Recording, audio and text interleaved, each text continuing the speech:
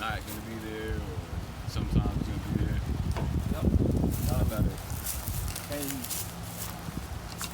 the reason is it depends on several things. It depends on the level of the groundwater.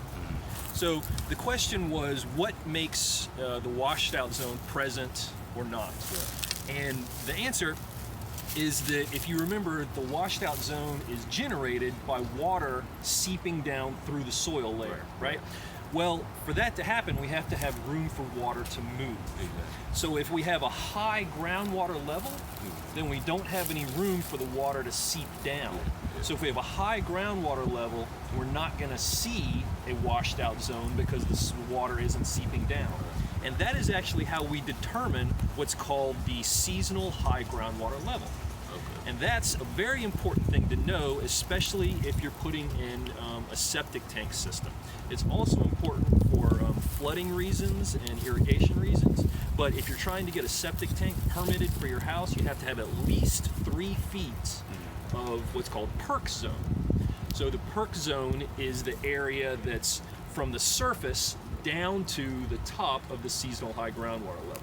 So we find that then, right? How are we going to find the top of the seasonal high groundwater? If we know that, right? That's a good question.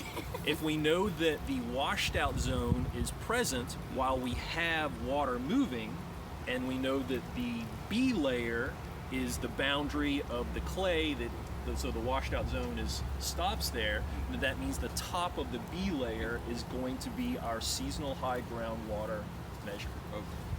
Is that the same as the water table? Is that the same as the water table? Yes and no. The seasonal high groundwater is the highest that you have the groundwater table at on a seasonal basis. It's not the highest it's ever been, but it's the highest that it is seasonally. So throughout the year, the groundwater table fluctuates in height due to rain, different precipitation amounts, and other things that happen on a seasonal basis. So it's not the same as a snapshot of any time of the groundwater level, but it's the highest that it gets on a seasonal basis. So that's the highest. So that's the level that you want to measure at for percolation.